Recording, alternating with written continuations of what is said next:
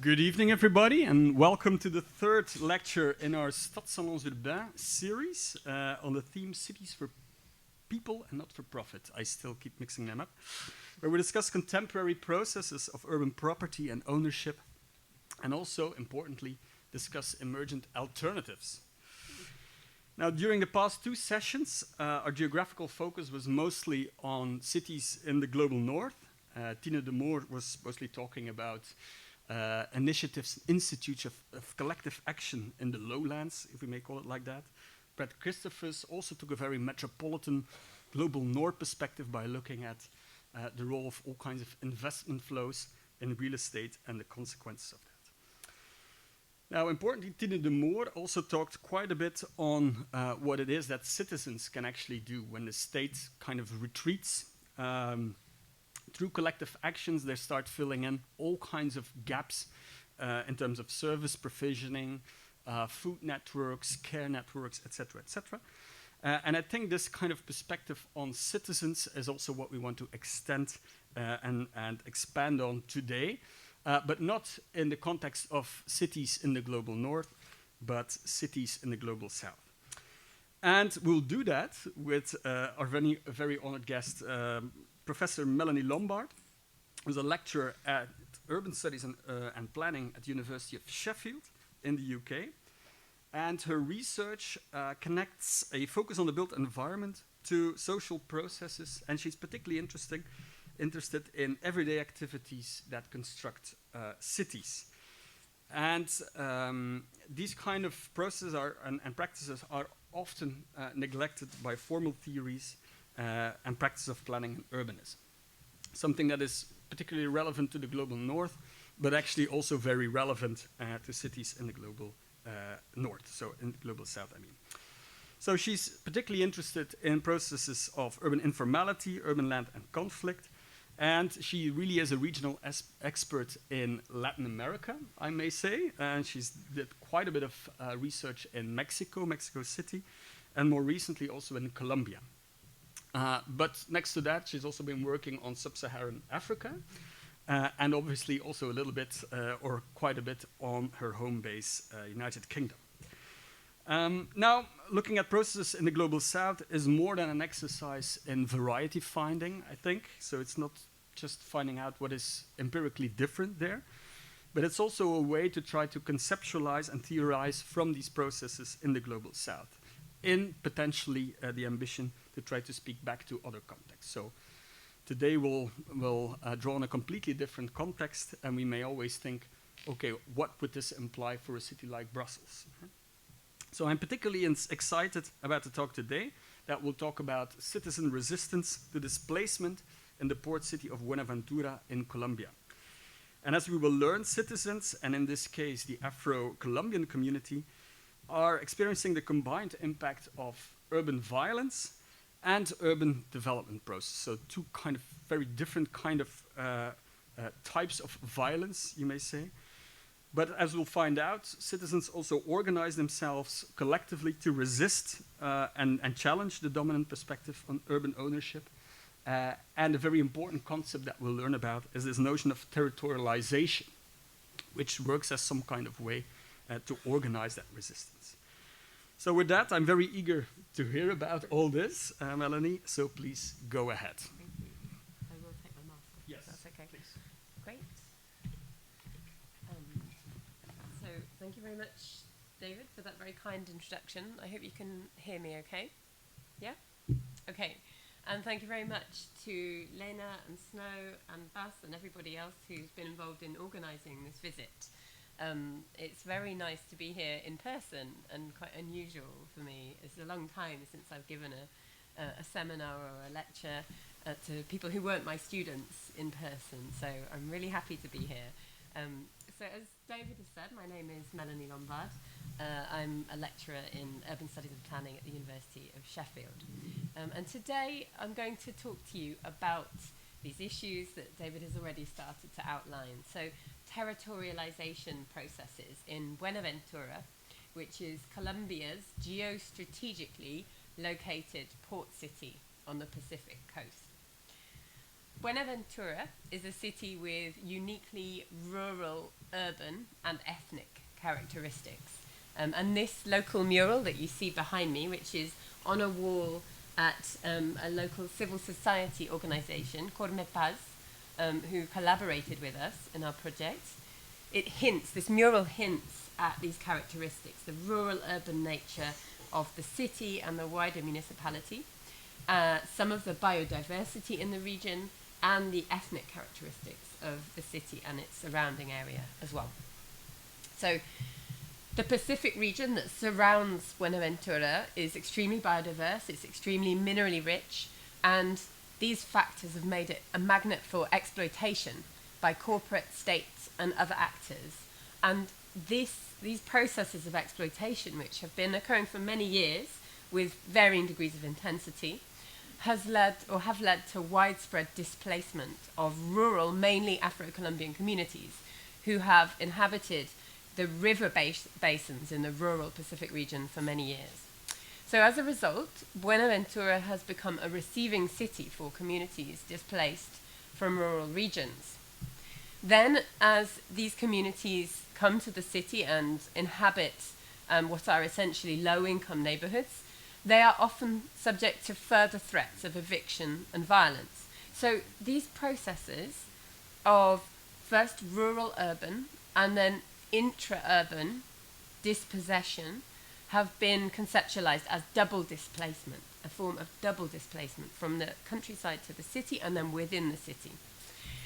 But what I want to talk about today is how these communities mobilize to resist these processes and defend their urban territory, which they themselves have often produced, as we will see. And in this resistance, they are often drawing on symbolic notions of territory that relate to rural and historic territorial relationships and figures.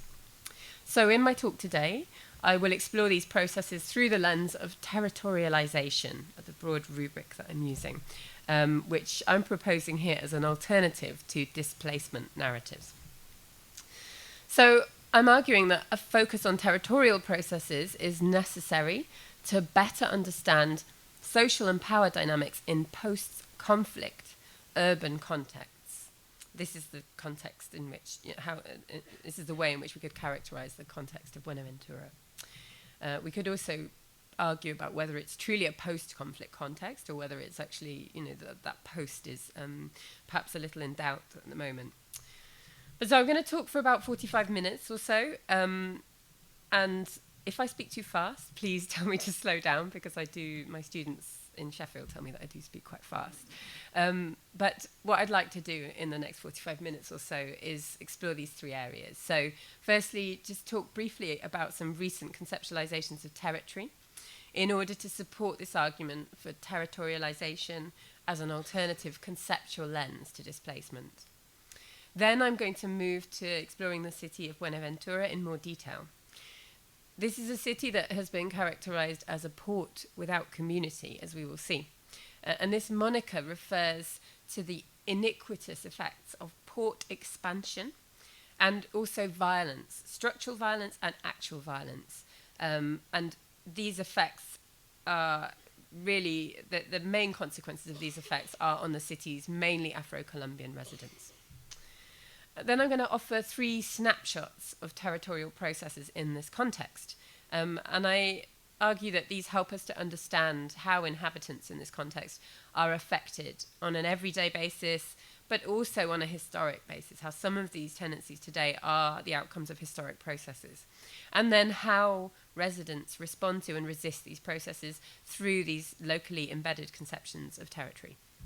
So in this way, what I'm aiming to do is capture territorial processes that are, on the one hand, deeply embedded in Buenaventura's local and regional context and its specificities, but also show how they are entangled in global networks. So I'm interested in these kind of multi-scalar processes.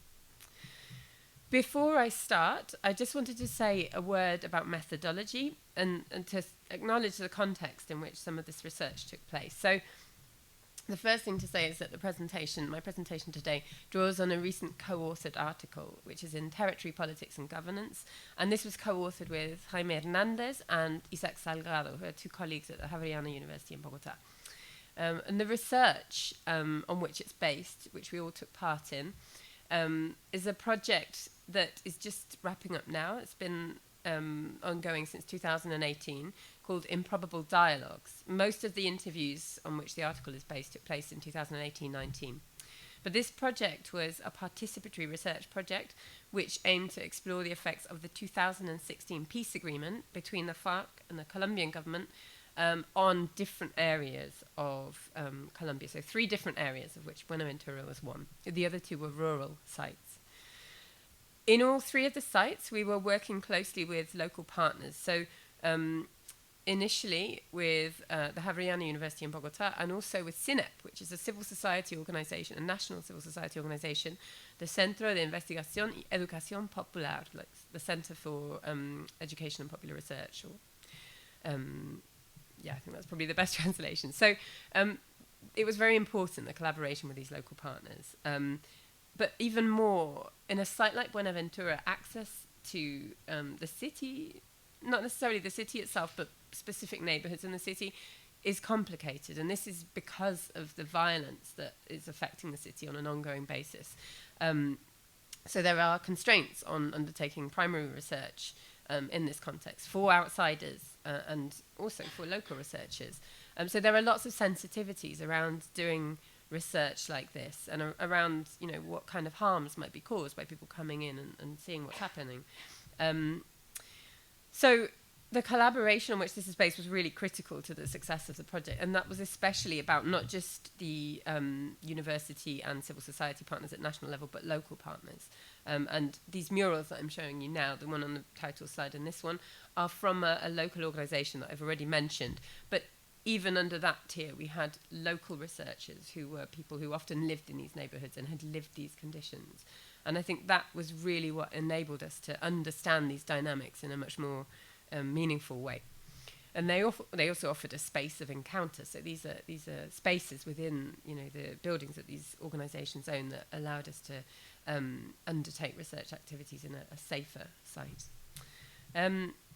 So we drew on interviews with communities, officials, and local organisations in Buenaventura, and we also reviewed documentary evidence, so local planning documents, archives, which are particularly significant because some of them have been collated by local activists, and also secondary accounts. So I just want to acknowledge that here, that in a research site like Buenaventura, which is complicated to access, secondary accounts assume an especial significance, and I draw quite heavily on the work of the Centro Nacional de Memoria Histórica, which published the report in 2015 that was called Un puerto sin comunidad, a port without community. And really, that kind of work has been quite key to us understanding the context in which we were operating. And also it highlights, the existing work that's going on there before we arrived to undertake research in Buenaventura, that's often carried out in a very long-term and closely linked way with local communities. So many of the photos that I'm using in this presentation are taken from the Centro Nacional de Memoria Histórica's report in 2015, for the reasons I've mentioned, because of the difficulties of access, and also because, this research is already out there. But I want to turn now to these conceptualizations of displacement and territory. So my starting point here is a critical perspective on displacement.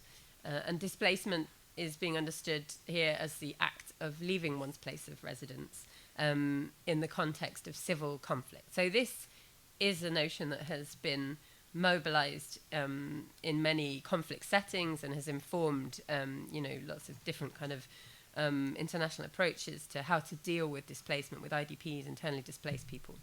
But what I'm interested in here is how recent critical voices, such as Ulrich Auslander, whose works for decades in Colombia, particularly in the Pacific region, have highlighted some of the problems with this term, and he talks about the banality of displacement. So he's referring here to the normalization of the category of displacement in conflict context, and he says the problem is that this category overtakes individual identity. So by labelling a group as the displaced or IDPs, they become a homogenized group, and the violence of the process which they have experienced is transformed into something that is mundane or banal, simply a social fact, something that has happened to them. The other issue here is that this category of the displaced is therefore temporally as well as spatially limited. So it's something that has happened to people in the past, and that's what gives them this status. It's a fixed condition.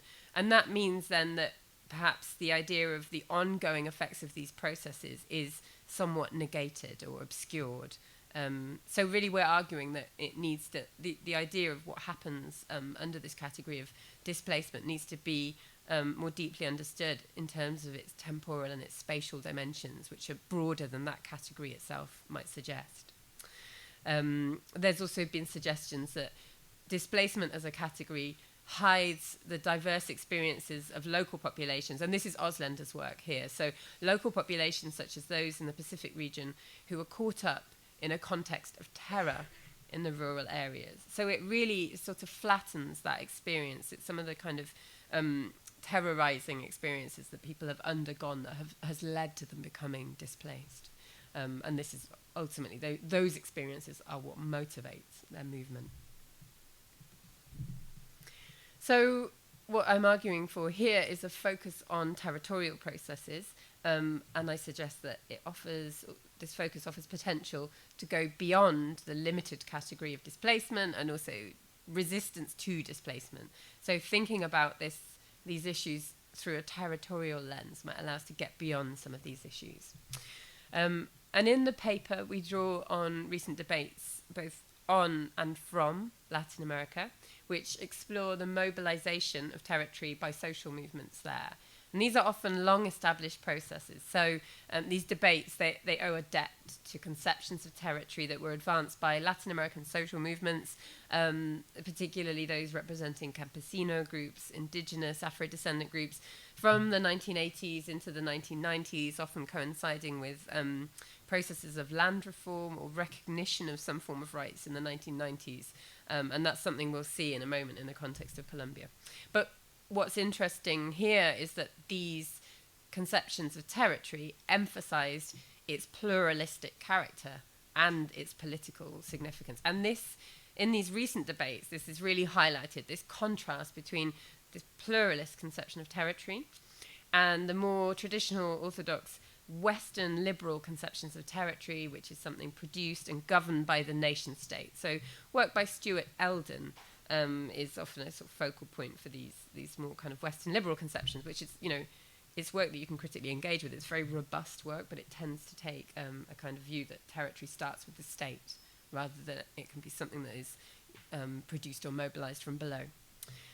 So by contrast, people such as Sam Halverson have talked about how territory is, in fact, the appropriation of space in pursuit of political projects in contexts from Latin America or in Latin America. So in this understanding, this pluralist understanding, territory actually involves multiple actors. It involves the state, but it also involves other actors and multiple political strategies. So it's a site of contestation, essentially. So these debates could be summarized in terms of their focus on territory as relational, power-laden, and also central to everyday practices. And I'm not going to go into the sort of underpinning debates here, but it's just to kind of highlight. I've put some of the authors on the slide to highlight some of the work that we draw on to a greater or lesser extent in the paper. What I'm particularly interested in is how these debates can be transposed to urban areas. And work, especially by Schwartz and Struhl in this area, has proposed that we need a grounded concept of territory to understand what's going on in urban settings, and particularly to understand power relations in urban settings. So they suggest in their work that we need to pay attention to territorial regulations because they frame the political and social processes of negotiation, especially around land use, and they also reflect specific relationships of power and knowledge. I'm having a little bit of trouble with advancing the slides. I don't know whose computer is this. You may have to come and quickly help me out here, because It's okay, it's sorted, it's fine. The arrow disappeared and I couldn't do what I wanted to do. Okay, so Schwartz and Struhl's work has been helpful to us in this sense. This focus on regulation, and really what they suggest is there's a need to focus on urban territory in terms of its not only regulation but also materiality and meaning. And this did inform our approach in the paper to some extent. So this means, for example, if you're looking at territory in urban settings, going beyond just questions of land titles and trying to understand social and power aspects of, land or territory, more broadly speaking. So this is the framework that we used in this paper, and this is what I'm going to talk about today. And these conceptualizations, these terms are not new. Territorialization, de-territorialization, re-territorialization, they draw on... even the framework, TDR, draws on quite long-standing debates from critical geography, which predate these kind of pluralistic conceptions of territory. But I'm using them here, or we're using them here, to explore contested territorial processes. So that gives them a certain inference, basically. So, very broadly speaking, when I talk about territorialization, I'm referring to processes by which territory is produced, and that may be social production of territory, and it may also include a view of power relations. When I talk about de-territorialization, this often involves a loss of control over territory, but, and this is one of the interesting points in terms of displacement, it may occur without displacement. And we will see this through one of the examples that I talk about. And then conversely, re-territorialization involves the construction or reconstruction of territory through new spatial relationships. And I'm going to look here at how that is a response to some of these de-territorializing processes in the third case. So we use this lens in the paper to explore Afro-Colombian urban movements' mobilization of specific territorial imaginaries. And there is work exploring these issues, particularly in the rural setting of the Colombian Pacific. So work by Arturo Escobar, particularly, which was very informative for our research, Oslander's work as well. But what was interesting to us was that these processes had been much less explored in urban settings like Buenaventura. And we're particularly interested in the research and in the paper on how communities that are caught amid the city's contradictory territorial development respond to these processes, or how they enact these processes, as we will see. So I'm going to turn now to the city of Buenaventura and talk about it in a bit more detail. So the city of Buenaventura is located in the municipality of Buenaventura, which can be a little confusing. But I just want to kind of quickly show you the outline of the area. So this is Colombia, outlined in green with its departments, and the municipality of Buenaventura is here, outlined in yellow. You can see it here. And what's interesting about the kind of relationship between the city and the municipality is that the whole area, the municipality has an extension of around 6,300 kilometers squared.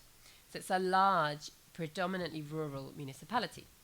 Within this, the city of Buenaventura is situated on about 20 kilometers squared of land. So it's relatively very insignificant in the larger landmass. But, so you can see the city here, and then this is the kind of the larger view of the city in a map that was produced for the Improbable Dialogues project, sorry. And the pink outline is the outline of the city's administrative area. So despite its kind of relatively concentrated extension, 93% of the municipality's population lives in the city of Buenaventura. So it's a city that has a population which is not dissimilar to Sheffield's, actually. It's around 425,000 inhabitants. Sheffield has around 500,000. Also interesting is the fact that around 92% of the city are Afro-descendants. So the city's population are Afro-descendants. So it's predominantly Afro-Colombian city. And spatially, it's divided into two. So it has Cascajal Island, which is here. And as you will see, that's an island that's actually been largely based on reclaimed land. And then there's the continental area. So on the island, we have the city centre and the main port infrastructure, which is located on this side. And then a large area of informal residential neighborhoods. And then in the continental area, it's much more residential, actually, here, as you can see by some of the kind of tracings. But also, this is an area where port infrastructure is increasingly encroaching, and this is partly due to the estuary and the way the estuary kind of penetrates into the continental area, and also because of the construction of some new roads. I think this is the bypass road, the Via Alterna, coming in here. So it's a city that is dominated by its port. And this is partly because Buenaventura is Colombia's leading Pacific coast port. So it handles 30% of all Colombian imports. I read a figure that suggested it was closer to 60% if you include imports and exports. So it's central to national economic strategy. You can see here from this map, it's the closest city in Colombia, the closest port city to the Panama Canal. So it's highly strategic in that sense. It's also equidistant from Vancouver in Canada and Valparaiso in Chile. So it has this centrality to the national imagination in terms of its economic significance. And state narratives from the previous municipal government present this imaginary of a global city. I mean, it is a global city in many ways. You know, it really is the gateway for a significant proportion of imports and exports to Colombia. But this imaginary of a global city in the way we might understand global cities, so, you know, networked into other global cities, is what's presented, or what was presented by the previous municipal administration. And so this was an imaginary of a city linked into international economic circuits with the prospect of wealth and a high quality of life. And plans that were put forward by the Alcaldía de Buenaventura, the mayor of Buenaventura in 2013, effectively the head of local government, suggested that Buenaventura will be a city port with green production, with the aim of realizing the potential of the special economic zone for exports. It has a kind of special status as based on its economic function, in order to position the city nationally and internationally. So there have been high hopes for Buenaventura in terms of its economic and its geostrategic significance. And this is also related to its strategic position in terms of the Pacific Alliance Free Trade Agreement, which was signed in 2011. So it's really considerations like these that cement its national and its international economic significance. However, unfortunately, I don't think you can read the text very well on the slide here, but it doesn't matter. I'm going to talk to these figures. However, despite this economic significance and the port infrastructure there, Buenaventura remains one of Colombia's poorest and most unequal cities. So this is because the wealth generated by the port largely bypasses the local community. So the figures that you can't see are the figures I'm about to read out. So in 2018, the city's poverty level was 66%, and that was compared to a national median of 49%. In 2017, more than 65% of the population lacked formal employment. In 2011, 65% of households lacked sewerage and 45% drinking water. And in the same year, life expectancy at 51 was 11 years lower than the national average. So it presents indices that are significantly worse than other areas or other cities in Colombia. Some people have linked this to the process of privatization of the port in the 1990s. So ownership of the port was taken out of national hands and given predominantly to private enterprises in the 1990s. And this is located as a key moment in terms of the fortunes of the local community. So it's suggested that now, following privatization, local people are overlooked, and it is external employees who are brought in to do the better paid work that's associated with the port and its infrastructure. Or if local people are employed, they're contracted on highly insecure terms with few benefits. And the unions, certainly, that supported the port workers when it was nationalised have become much less powerful and much less able to argue for workers' rights. So since the early 20th century, the central state, which has been petitioned repeatedly by local communities, has repeatedly promised basic infrastructure, but this hasn't materialised beyond the port complex.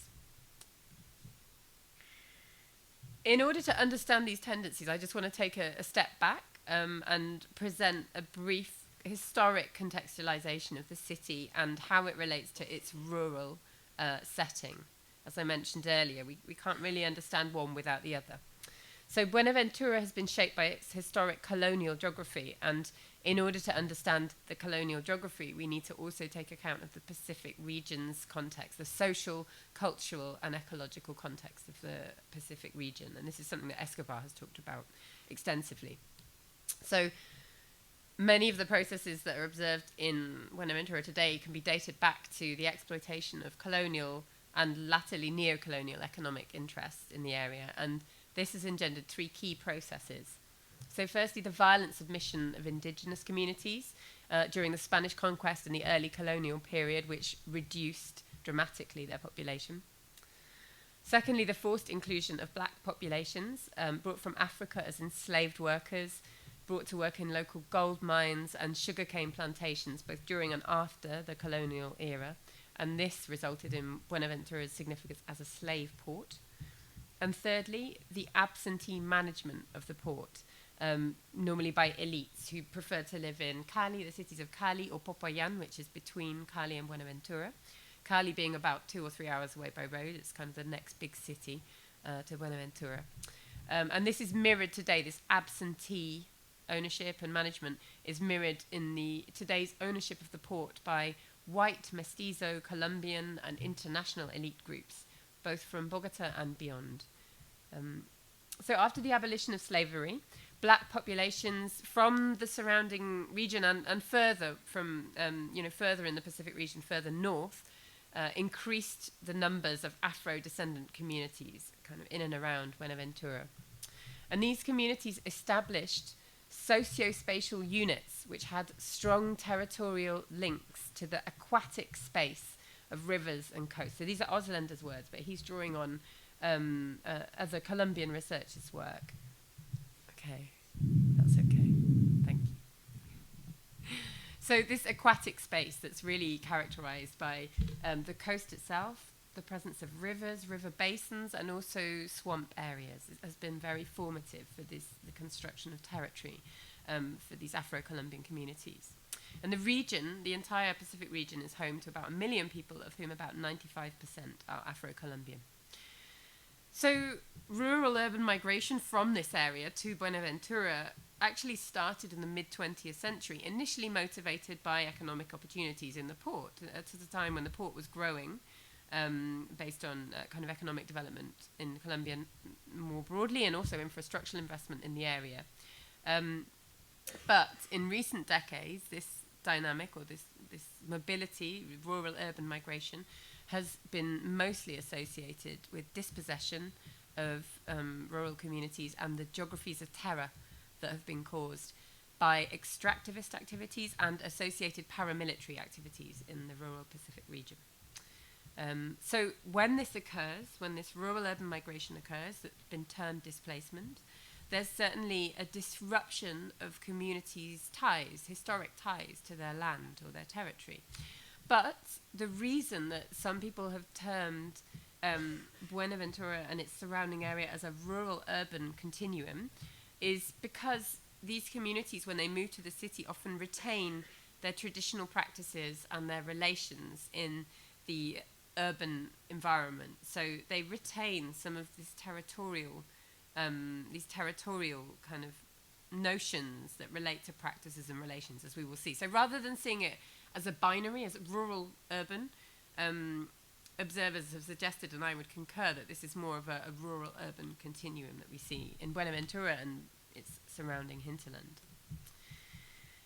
I also wanted to mention the significance of Ley 70 or Law 70, because I think this symbolizes this aspect of rural-urban relations and the continuum, and it's very significant for local communities.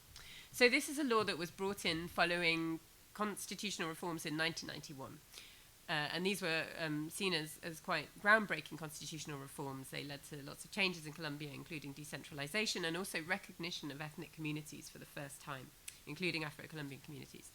So in 1993, Law 70 recognized Afro-Colombian communities' historic territorial appropriation. This was the first time this has been recognized in law. And what the law did was establish a judicial process to provide collective titles for Afro-descendant communities for the rural territories that they occupy and use for traditional productive activities. This is close to the wording of the law. So it recognized the rights of these communities in terms of their historic tenure, normally over river basins, so the river and the kind of surrounding area in the region.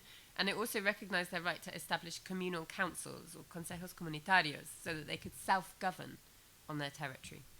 And this also included the right to prior consultation or consulta previa for communities who had tenure in a specific area regarding whether their land could be exploited by third parties or not. So it's very significant in terms of really kind of notions of property and ownership in a collective sense.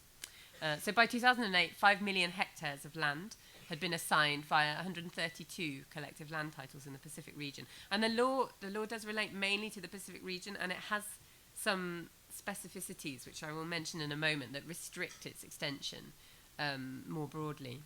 It's also relevant in Buenaventura. So in the municipality of Buenaventura, there are 44 consejos comunitarios, and 31 of these have collective titles, and the others are requesting collective titles. One of the restrictions of Law 70 is that it doesn't extend to urban communities. So it has an imaginary of communities who are entitled to collective tenure that is very much situated in rural areas.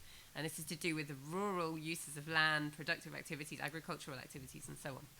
However, Ley 70 and collective tenure are still important reference points for Buenaventura's residents, partly because they often retain these strong connections to their place of origin, their rural place of origin. And it's been mobilized, as we will see, in terms of territorial struggles in the city. It's also worth noting, and I won't go into this in detail, but in the paper we talk about how Ley 70 has come into conflict with the POT, which is the Plan de Ordenamiento Territorial, the local development plan, local territorial planning instrument. And this is the main planning instrument used by all Colombian municipalities. But the clash there is often between land uses that have been determined by the plan versus collective titles that have been granted in the area. And often those two things overlap, but there is no provision for how to sort out that kind of overlap or contestation that results.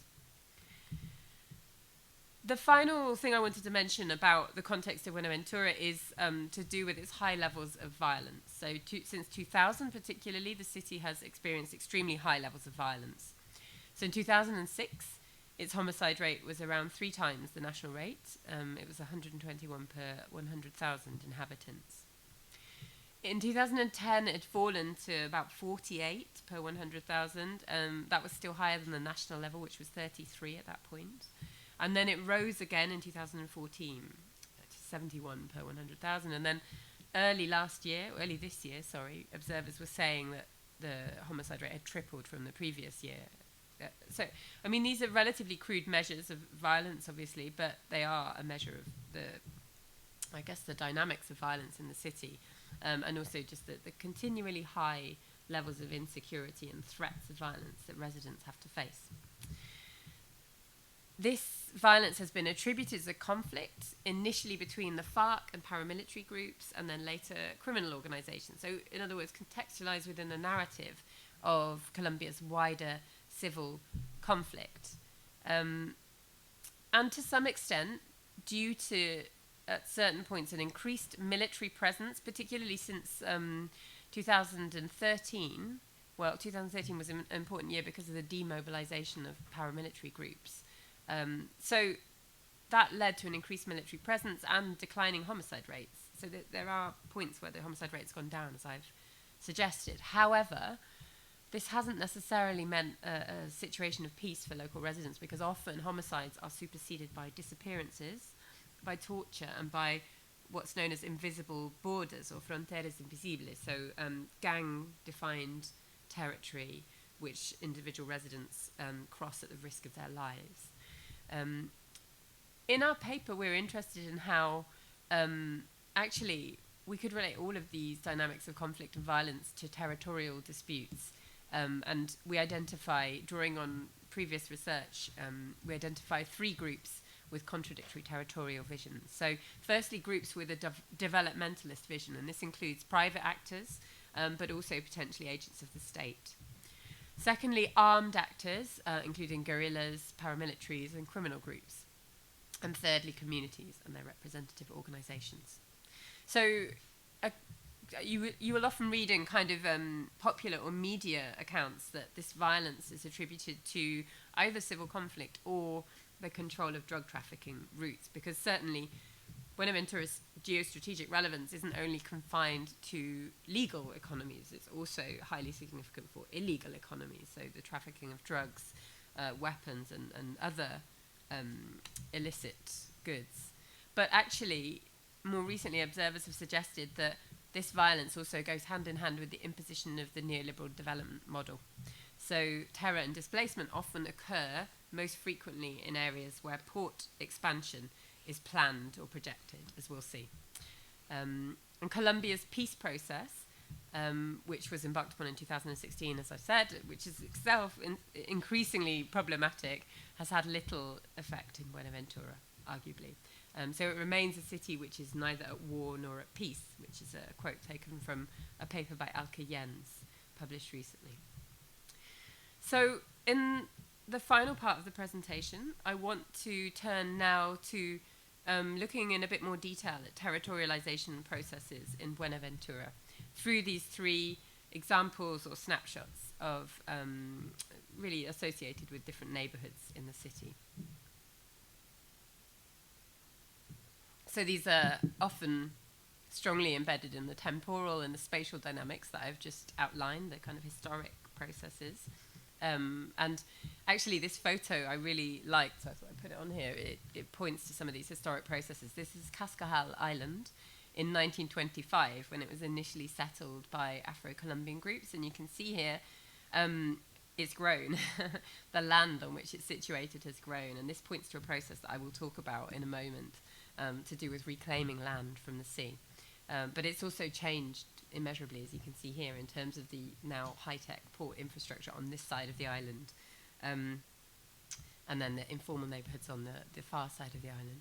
So I'm going to now talk about these 3 processes in terms of the social and physical production of territory in an area known as Bajamar, then the process of de-territorialization and how this occurs without displacement in the context of a neighbourhood called Isla de La Paz, and then finally looking at how re-territorialization may occur through spatial tactics in Puente Negro. So Bajamar, which is a term which can be translated, kind of have a bit of difficulty translating it into English, but it could be broadly translated as mud flats. I mean, if you speak Latin American Spanish, as I think some of you do, you may have a better translation.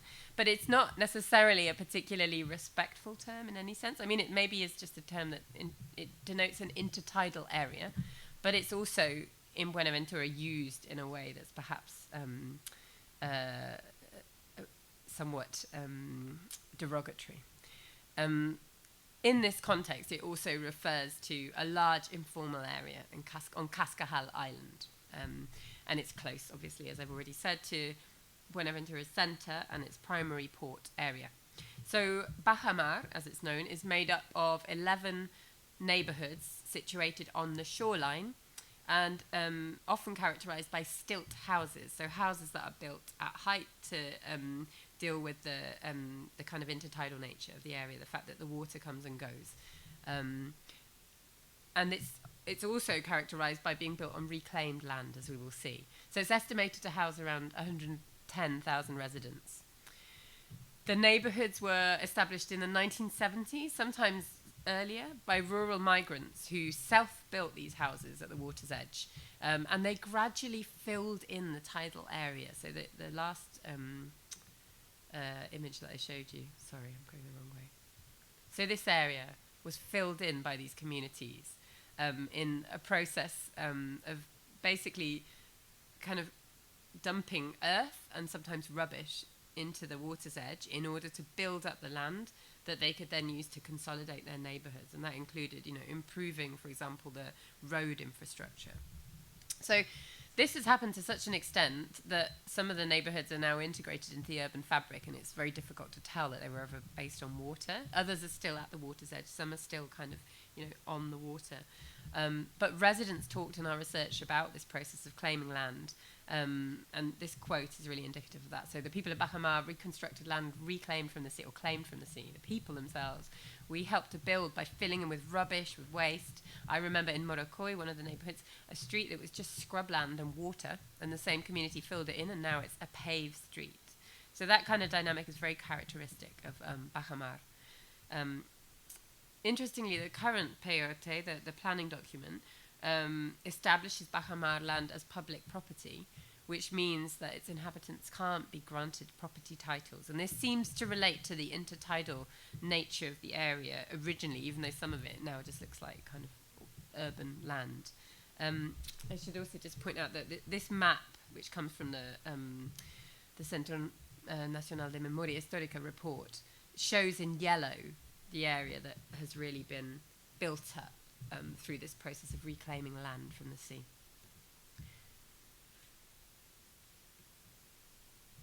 So from around 2005, this area has been threatened by converging forces: port expansion, climate change, and paramilitary violence. Two of these I've already talked about, but these three forces have converged to threaten residents with violence and displacement. At the same time, the local authority plans to develop a new sea wall and tourist pier, the Malecon Perimetral del Mar, which you can see here. So it's outlined in purple on the map, and you can see it overlaps basically with the Bajamar area, the yellow area I showed you on the previous map. Down here, this is an image. I'm afraid it's not very good quality, but it shows you roughly the kind of plans that the local authority had for the area, or realized to some extent. So this is the area that the sea wall will cover, and this is what the Malecon will look like, the pier. So it will effectively be a tourist area to attract tourists to Buenaventura. At the same time, the local authority prescribed communities relocation, citing these environmental risks based on climate change, particularly tsunamis. And because of this set of converging forces, some of the residents of Bajamar have already been moved, they've been relocated essentially to a new neighborhood known as Ciudadela San Antonio. So this is a new inland housing estate that you can see here on the top right-hand image. And it's located around 10 kilometers away from the city centre. So it's a lot further away than Bajamar, which is right next to the city centre. So the living conditions in this setting are arguably better, depending obviously on the level of consolidation of the neighbourhood that these people came from. But obviously communities have lost their access to the economic, social and territorial opportunities that they had in the central area where they had built up their territory and their space. And this process of displacement has been accompanied and perhaps also justified by portrayal of the Bajamar area as a badlands, a place that is adjacent to but detached from the port infrastructure, that's characterized solely by violence, and where racialized depictions of inhabitants as other play out in media and planning accounts. This is something that Alkayens argues in her article. So it's important to note, what actually goes on in these neighborhoods, which is that the land itself has often been physically produced by the residents, but also this has been accompanied by the symbolic production of territory by the residents themselves. So a recently formed organization, the Asociación por Tierras Ganadas al Mar, so the Association in Support of Land Claimed from the Sea, has worked to highlight the area's ethnoterritorial significance. For example, the space is used for traditional economic and cultural activities that include fishing for pianga, which is a mollusk that is found in the area, which women normally fish for, and then is eaten as a local delicacy.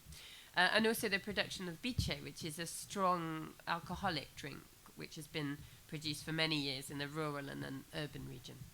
So it's also interesting to see how this association have used this term, tierras ganadas al mar, land claimed from the sea, in preference to Bajamar. And this is a political move because it tries to get away from these stigmatizing discourses that, claim this or situate this area solely in terms of its violence, and instead emphasizes the productive nature of the community struggle in terms of the construction of new territory for these groups that have come from rural areas, and how they then live and maintain their community networks there. So now I want to turn to the second snapshot, which is in Barrio La Paz, and this, I argue, shows an example of everyday de-territorialization. So de-territorialization, as I've already said, is interesting because it doesn't always lead to displacement, but it may have extremely disruptive effects for communities that experience it. So this example, Barrio La Paz, shows this quite significantly or quite well. So it's an informal neighborhood in Buenaventura's continental area. It was established in the 1960s by Afro-Colombian communities from different parts of the Pacific region. It was based on unoccupied rural land. At that time, that land was rural. So the residents didn't have titles when they settled there, but they started carrying out their fishing, their agricultural activities, alongside their self-organizing practices. So this has resulted in a neighborhood that is now relatively consolidated in this area. However, it is, again, very close to port infrastructure, to the new Buenaventura Port Society's headquarters. This is the entity that now controls some of the port after privatization.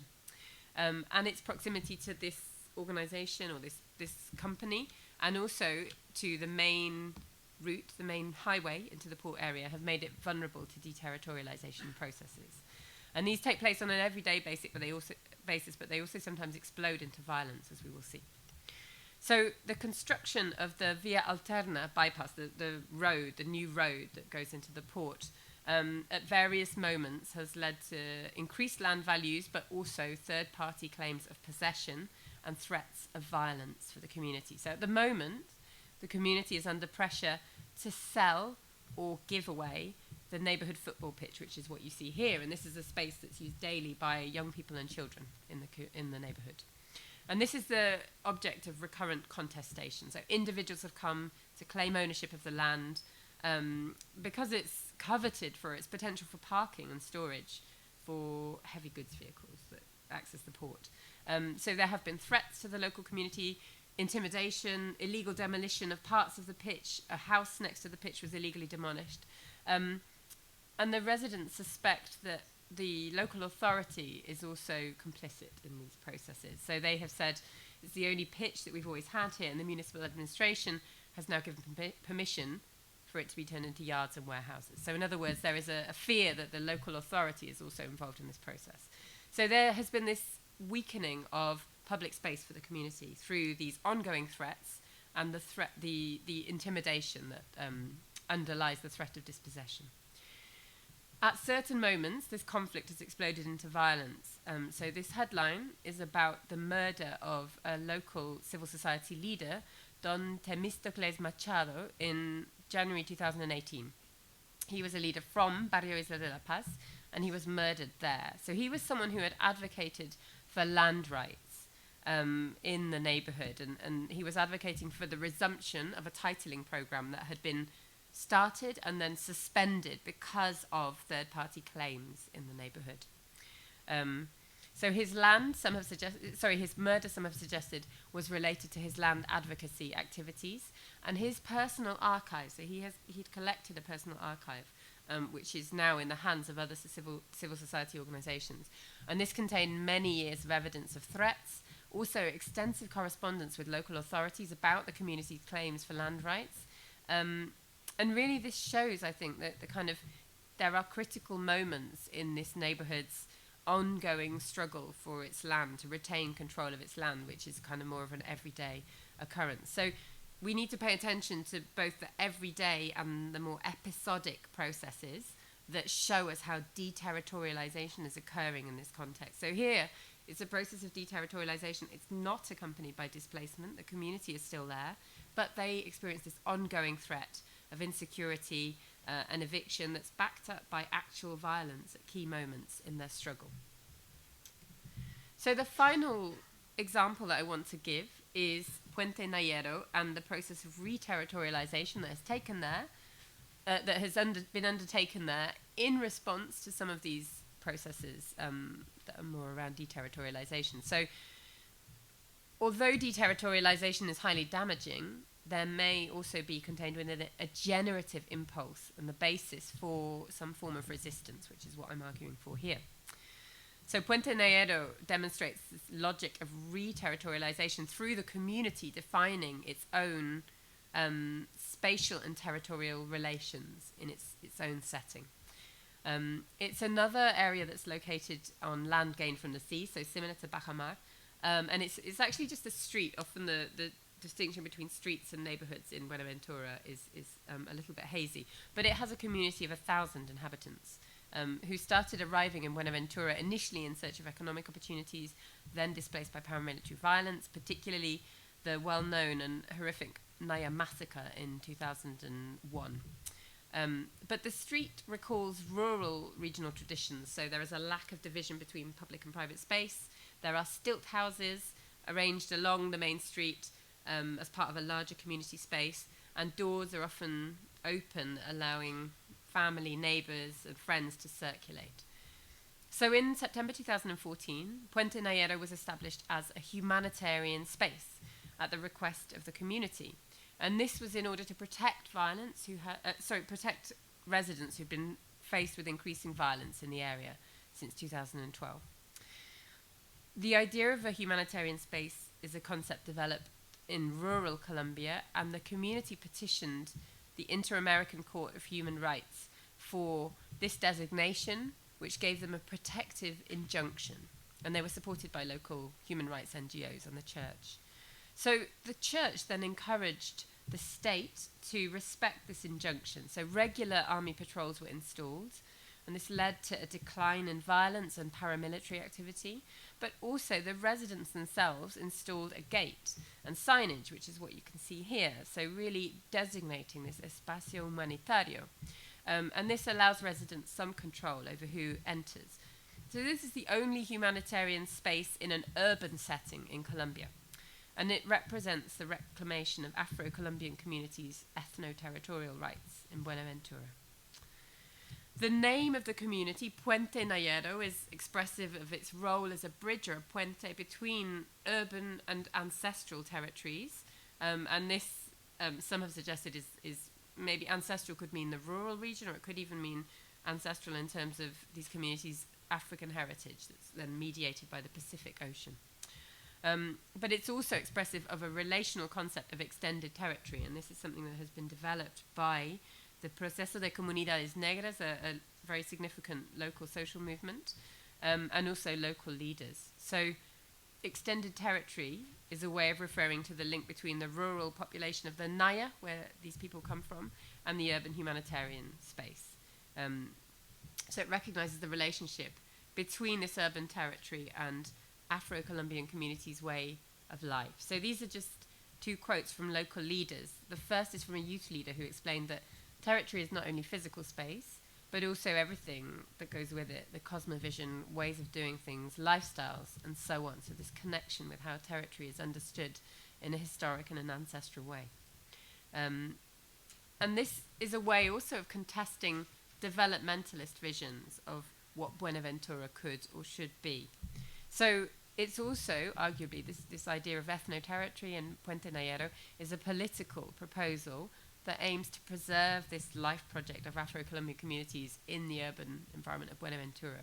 So another local leader told us, the Afro people in the Pacific, but above all us, the Nayeros, we have a colloquial phrase, life is not possible without territory. So what does this lead us to? To fight for territory because it's part of our life. And this is a phrase that's very common in this area. Life is not possible without territory.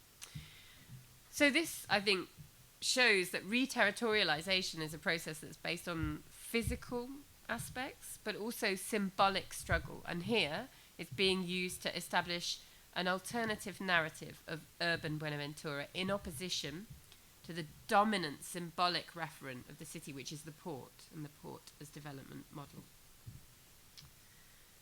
So I'll start to come to a close now with some concluding thoughts. I'm actually close to an hour, I think, aren't I? Yeah.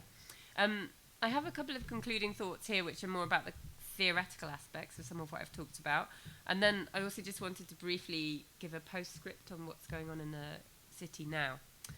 So this is just in terms of the argument that we put forward in the paper and here in the presentation. I've argued that beyond these standardized categories, especially displacement, resistance to displacement, we can use territorialization, or this TDR framework, as a conceptual lens to understand urban communities' struggles and understand them as complex and ongoing rather than spatially or temporally limited. And we should take account, therefore, of not just the physical and social production of territory, but also the physical and symbolic effects of de-territorialization on communities, and at the same time, how re-territorialization practices can affirm a relationship with ancestral territory. And one of the interesting things I think about this research is that it attempts to try and present localized interpretations of territory that maybe speak back to some of these more general debates about territory in Latin America. It's particularly interesting in the context of Buenaventura because the idea of territory is used as an expression of collective memory and life. So it has deep significance for communities' identity, for their legitimation and their autonomy. And as Escobar has highlighted, this shows the interdependent relationships between land, nature, and inhabitants, but it brings it to an urban setting. So this concept of ethnoterritory that I talked about, that was developed by the PCN, this local social movement, I think is highly significant, and it offers something to these debates. It emphasizes these time-space dynamics. It broadens them out. It highlights the symbolic as well as the physical aspect of land. And this perhaps offers us a new way of relating to place and space that might offer, I guess, further productive exploration in not just rural but also urban settings. I think just by way of postscript, I just wanted to give us an update on what's going on in the city at the moment, because I think some of what I've presented is relatively pessimistic. I mean, that just points to the complex setting of Buenaventura, but there have been recent developments that have been somewhat more optimistic, perhaps. So this slide shows the image of the new mayor of Buenaventura. This is Victor Vidal. And I think he's the first Afro-Colombian mayor of Buenaventura. But he is certainly the first progressive mayor of Buenaventura. And he was a key protagonist in the civic strike of 2017. So he was elected in 2020 as mayor. This is the first time a representative from the community has held this position. And under his new administration, he is formulating policies and an agenda where territory is central. So he has put together a new district or municipal development plan. And one of the aims of this plan is to reduce the systematic violation of economic, social, cultural, and ethnic territorial rights in the district of Buenaventura through territorial planning. So the idea of territory is central, and the notion of what can be done through territorial planning, ordenamiento territorial, is also really key.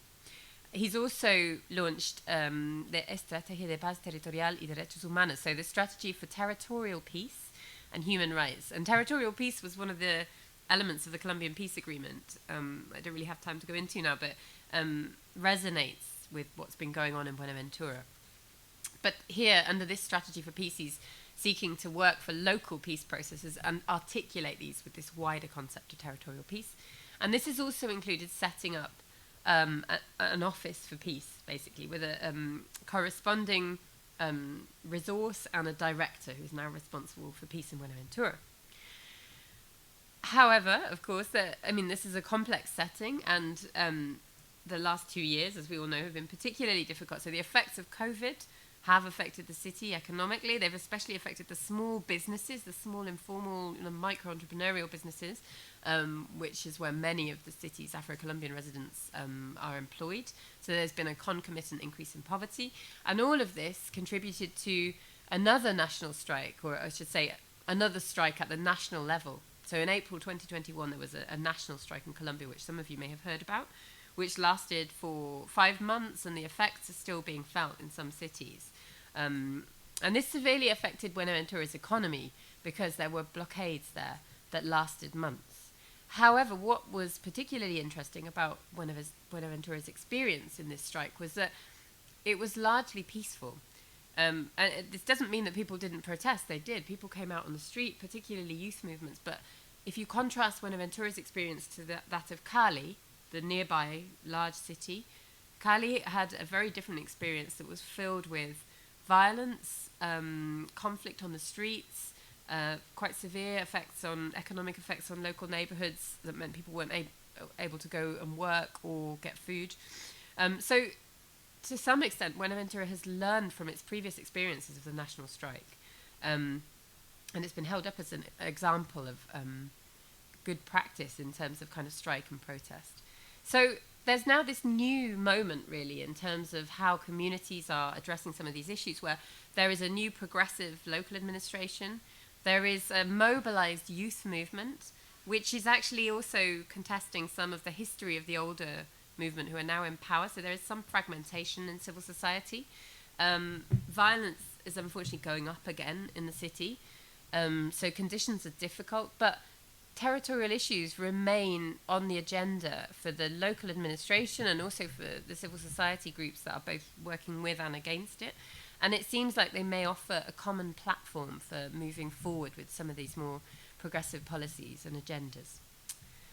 So I will stop there. I think I've taken up quite enough time. Thank you.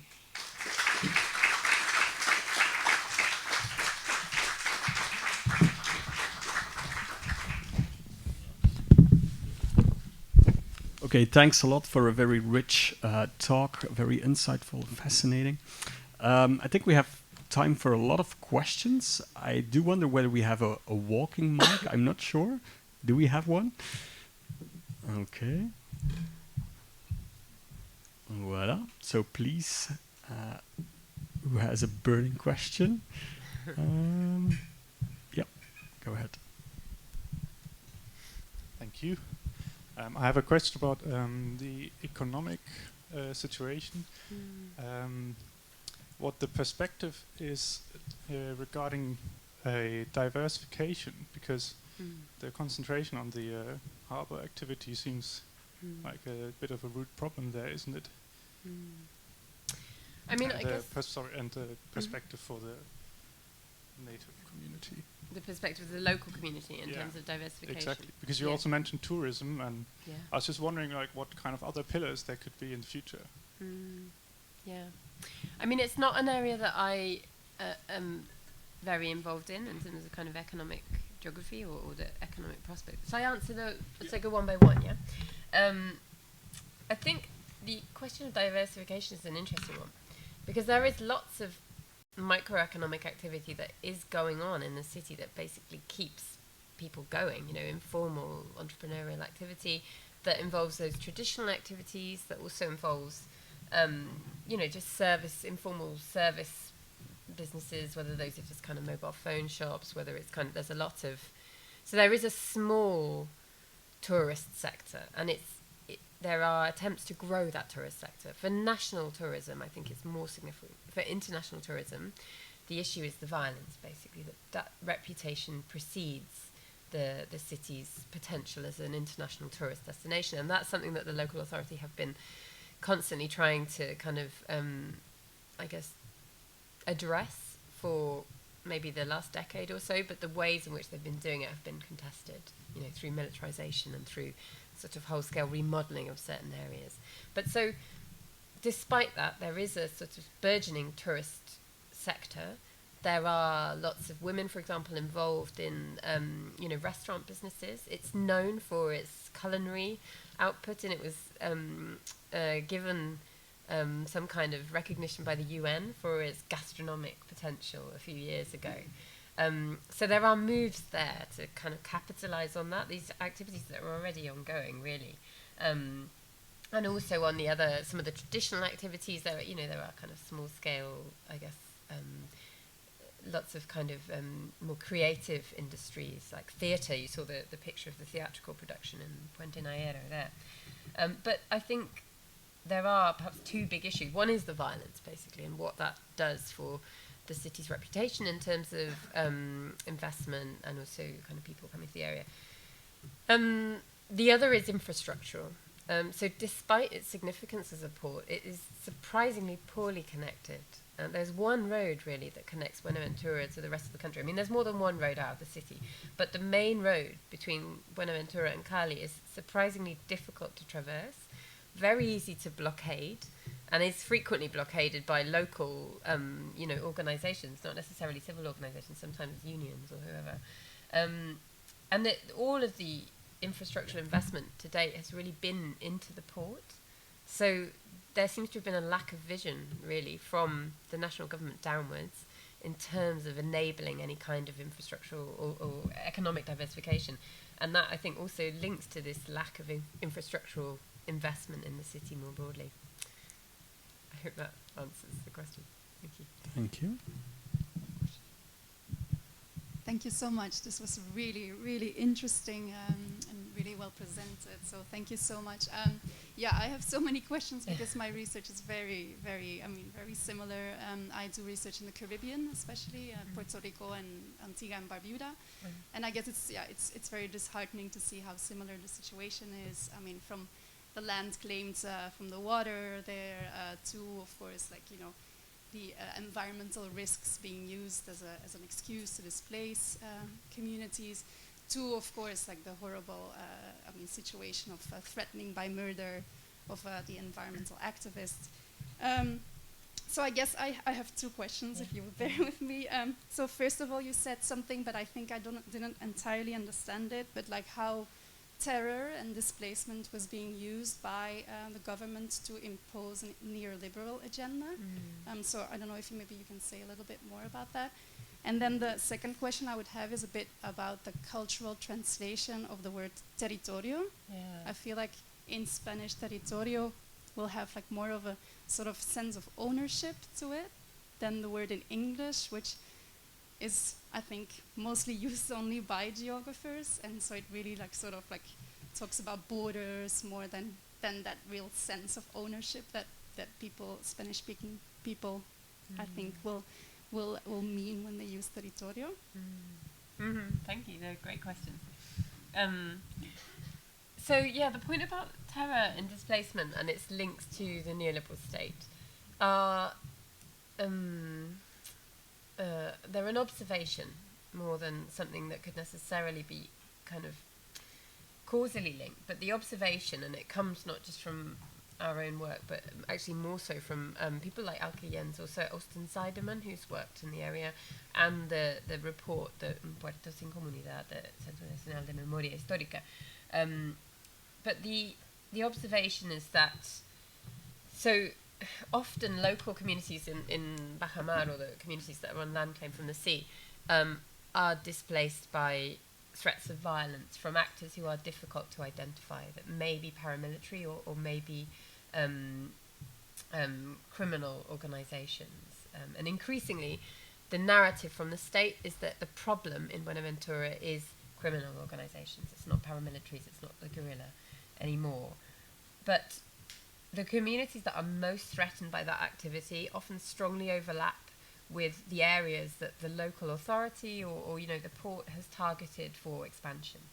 So those areas that are to be redeveloped for the Malecon, or areas that the port wants for infrastructure, tend to be the areas where these threats unfold, where violence actually takes place. So the observation is more about the overlap. And the kind of the suspicion, to be honest, is a suspicion is that those actors, those criminal actors, whether they are simply criminal organizations or whether they are whether they are kind of paramilitary, are to some extent associated with the state and are used in one way or another to enable the state's aims in terms of land development. So it's kind of a critical perspective, basically. The second point about territorio is a very good point, and it's something that has caused me quite a lot of difficulty, because it's not only, I don't think it's only a regional question or a kind of Hispanic or Latin American versus Anglo-Saxon question. I think it's even more localized than that. The way that territorio is spoken about in Colombia is very specific, and even a term like paz territorial, like territorial peace, it has lots of different meanings. Basically, it's a way of redistributing resources to regions, in the sense that territorio can mean a region and a specific area, but it's also, like you say, it also has a kind of ownership meaning, and it has often a link to communities, a space that is owned by or that is in which a community is embedded, and then it has these symbolic and identity-based dimensions as well, which is how it's used more in the lay setenta reading. So I think it's a term that needs to be approached with care, basically, and I think probably there is more work to be done. I think that the work by Halverson and also by people like Nick Clare and Victoria Habermel, who are from the UK context, which is, I'm kind of drawn to their work because they're writing from a similar perspective to mine. But they draw on the work of Raul Zibecki as well, which looks at the, mobilization of territory by social movements. But I think there's probably more work to be done about how we understand that terminology and whether or not it translates across contexts. Yeah, so other questions? I saw some hands at the backs at some point. Yeah?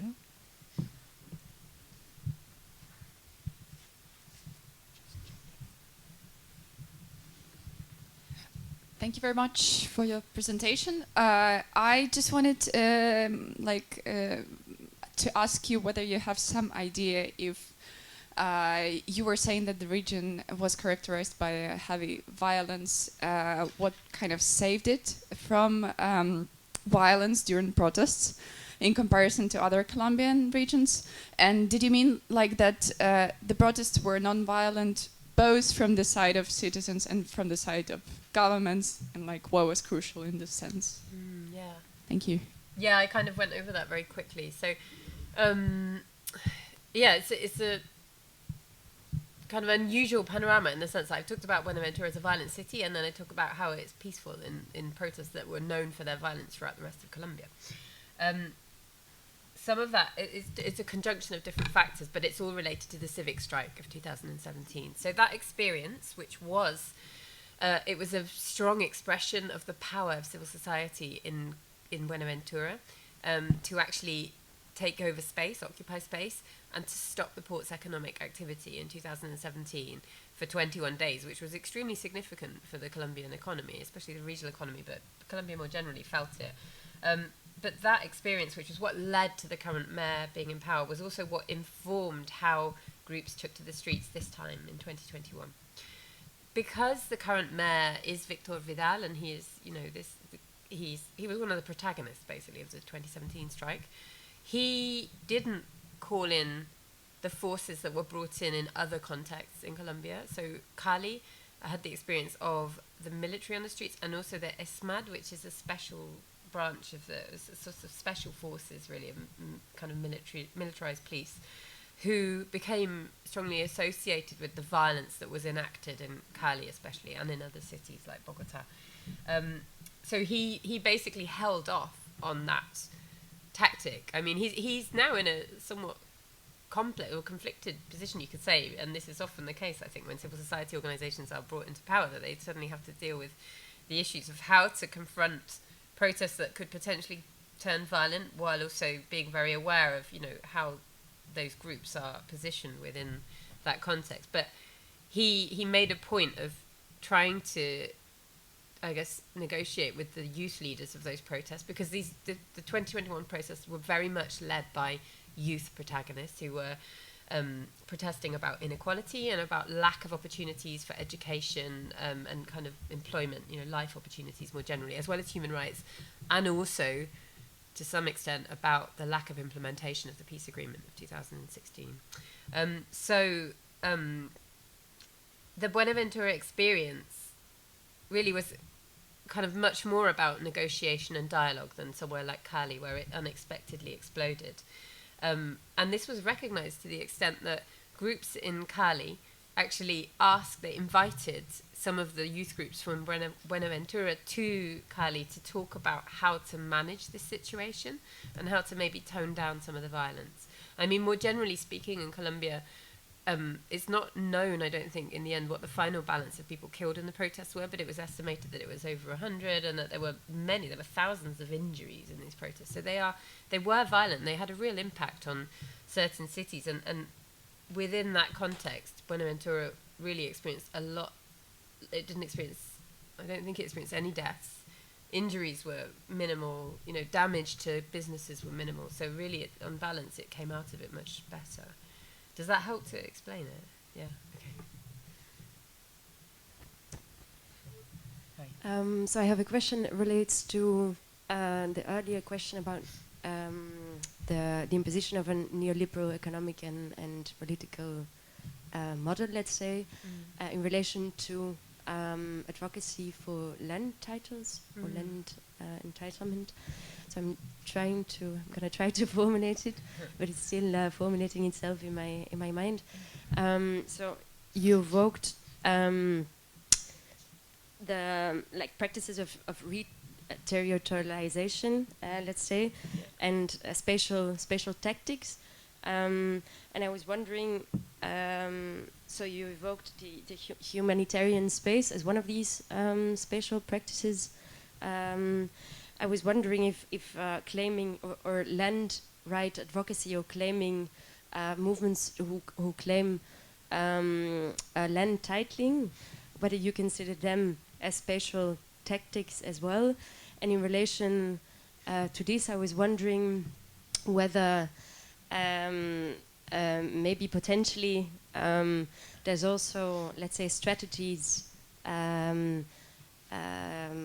like governmental strategies or like on a more top-down level, who actually also advocate for land titling programs, but land titles to grant them not necessarily in a collective way, but in an individual way. And so, to what extent you see this conflict?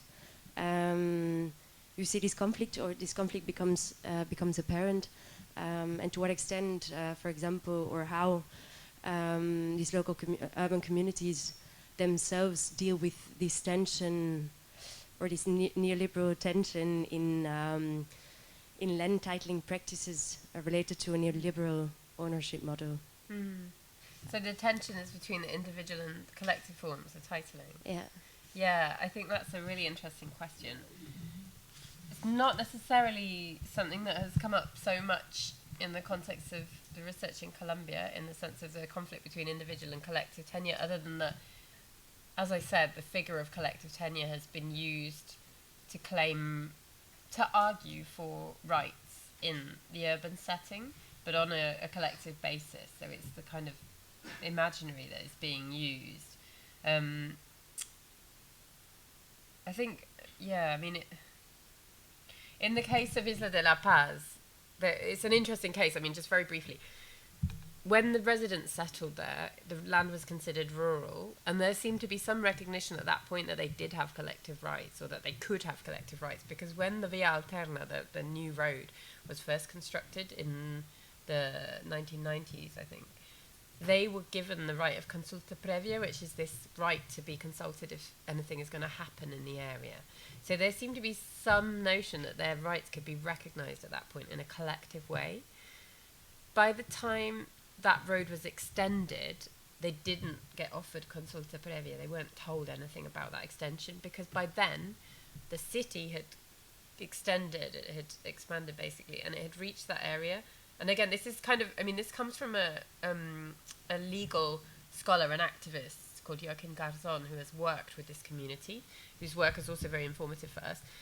His suggestion is that by becoming urbanized, or by the city reaching this area and the land being considered as urban rather than rural, this community no longer had any claim to those rural collective rights, consulta previa. So it's another example of the limitations of ley 70. So the only right they had was to this titling program. And this, another thing I didn't really go into, was that this mass titling program that communities petitioned for. So, again, we didn't talk about this at length, but collective tenure is not the only thing that communities advocate for. Informal neighborhoods all over Latin America ask for individual titles, basically, as a means to consolidate gains that they have made in the urban environment and as a basis for social mobility. So there was also a move to ask for individual titles, and that resulted in a program of mass titling that was started in 2004. This is what I was talking about with Don Themistocles. And it was then suspended in 2006 after an individual landholder apparently came forward and said, you can't give titles to this area of land because I'm claiming it. And then the process should have been, well, you have to give proof to show that you were previously the owner of this land. And this person had 30 days to give proof, but the proof never transpired.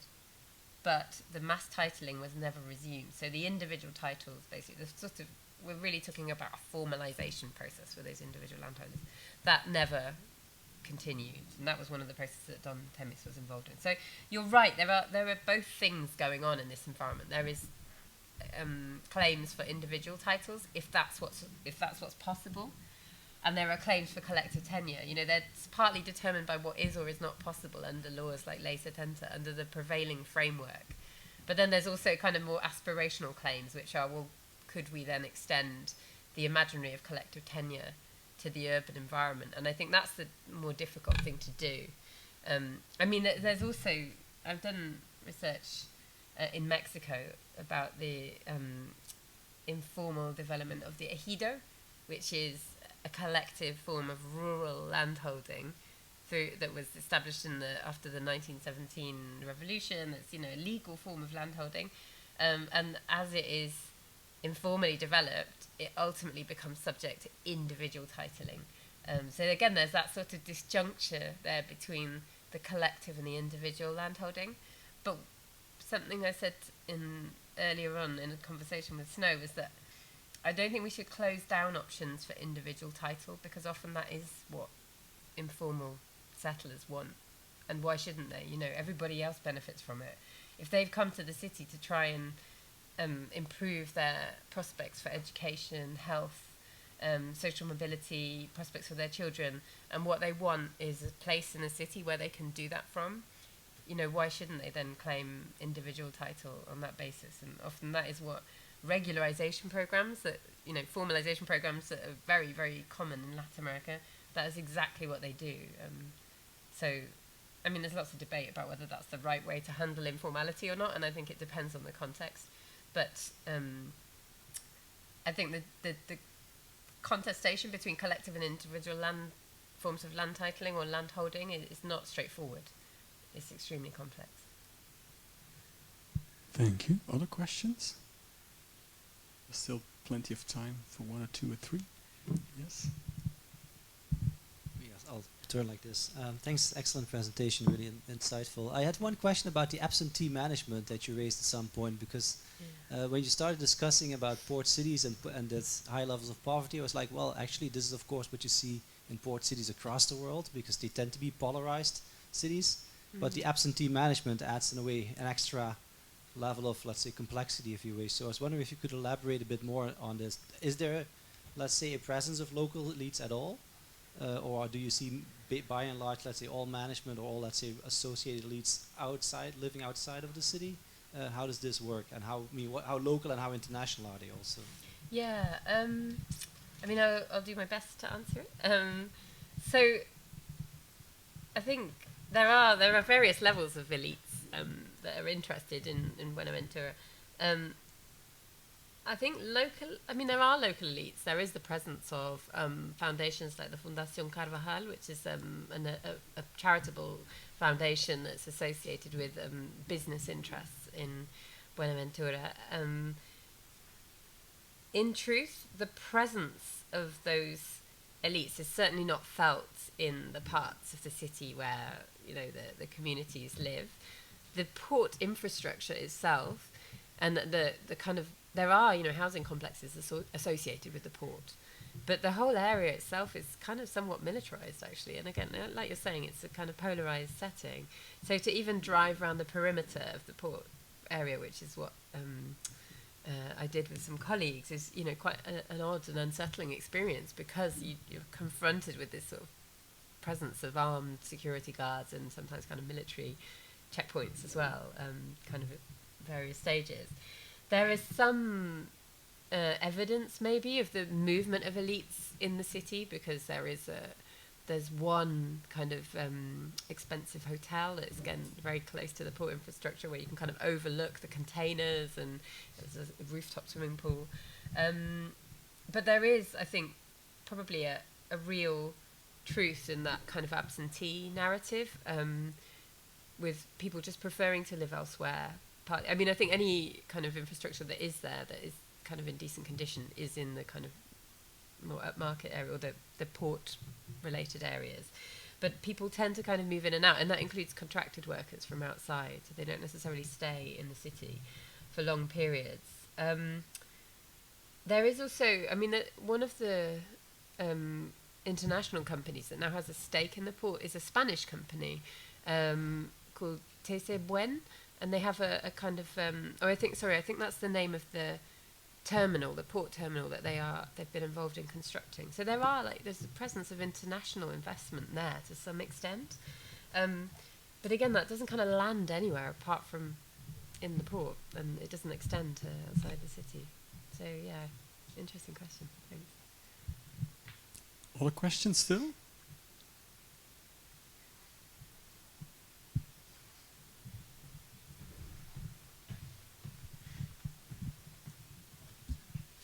Thank you.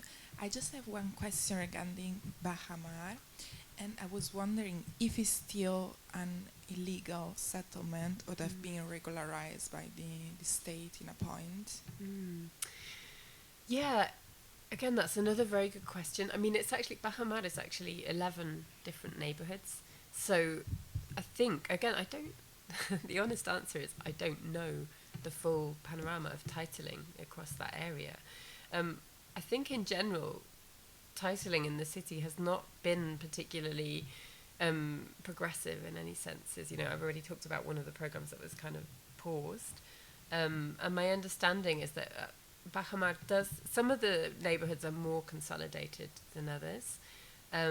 But Bahamar in general does contain areas that are extremely poor, and that are kind of least likely to have any kind of claim really, or be able to make any sort of claim on the local authority.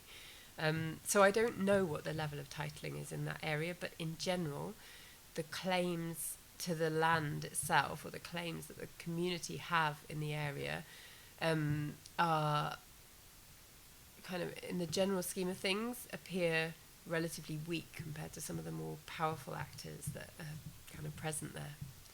But it's a good question, and it's something I should look into more, because it's not come up necessarily in the way you might have expected in the research, which to me suggests that the majority of them are not titled. And again, that's what plays out on the ground, the way that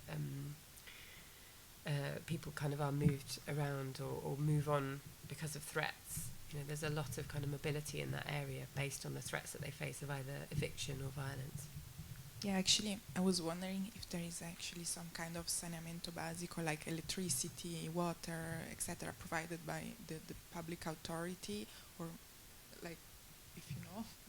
Yeah, in general, that is the area that is very poorly served by water, sanitation, electricity. So the conditions that you see on the ground there are actually quite shocking when you, in a city like, in a country like Colombia, where there is inequality. I mean, inequality is quite extreme, even in somewhere like Bogota, but to see it in that form in Buenaventura is another level of inequality. So, yeah, my understanding is that many of those neighborhoods just don't have those basic services. And because they're on the waterfront, there are pirate connections, of course, but the waterfront to some extent serves as, I guess it serves as a place to dump rubbish, for example, to put wastes of whatever form. But it's also, because of that, is also an incredibly polluted area. Parts of the city are now incredibly polluted. Yeah. Is there more questions? Okay. I might have one more. Okay. Yeah, I was just wondering a little bit, because toward the end of the presentation you also drop kind of concepts like place. Yeah. And at some point, I wonder to what extent this, with the focus on meaning given by communities to territories, whether territory blurs into notions of place actually, and bringing me more widely to the question. You have a preference to kind of draw on this emic term of territory. What happens if you indeed confront us with these kind of, you could say, outside terms, territory, place, scale, networks, to make sense of that kind of context? And if you put that in that way, what do you learn from that kind of exercise? Yeah, I mean, that's a good question, and I have thought about it, and I haven't really kind of gone very far in my thinking about it, because some of my earlier work in Mexico was about placemaking and about trying to understand informal spaces in terms of the places that their residents saw them as, or saw them as potentially becoming. So place in terms of location, but also locale, a space for activities, and place meaning, so the symbolic inference that people give to place. So actually, in that conception of place, which is kind of drawing on, Doreen Massey's work, kind of, again, sort of human and critical geographers, there's a lot of resonance with the idea of territory. And there is some work by a scholar called Hesbert, who I think is Brazilian, who again was informed by Massey's understanding of place and has started to bring together the notion of place and territory, and almost suggested that, along the lines that you were talking about actually, that maybe territory is a kind of Latin American inflection on place debates. I mean, I think he writes in a much more complex way. I'm like oversimplifying it massively. But I think these are interesting ways to think about how we might transfer concepts or not. I mean, some of the kind of self-critique, I guess, I had of the idea of place in a context like Mexico was that wasn't something that necessarily came out of what the residents were talking about. It was more an overlay that I'd put on my interpretation of what was going on there to make sense of what I was seeing. Whereas I do think the notion of territory is much more homegrown. It's a concept that comes up frequently when you talk to people. Even these terms, re-territorialization, de-territorialization, they are used frequently in some of the sources that I've mentioned that are very specific to that area. So what happens when you take them out of that area? I'm less sure about, and whether you could use the notion of territory for something like occupy, for example, how that would play out, and what re-territorialization would mean, or de-territorialization, and even in context of examples of spatial informality in the UK, which is something I've attempted to look at in a very minimal way, looking at this phenomenon of beds in sheds, like people constructing housing in garages, basically, illegally. Whether you could talk about that in terms of territory, I think is a very interesting question. Because it's all about property, basically. It's about, this is my property, I want to extract the maximum value from my property. I'm going to maximize its rental capacity. And would it mean anything to talk about territory in that context? I don't know. So, yeah, an interesting question.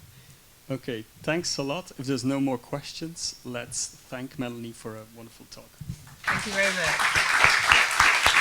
Thank you. And we'll be back on the 10th of December. I'm not sure whether it will be in real life or digital.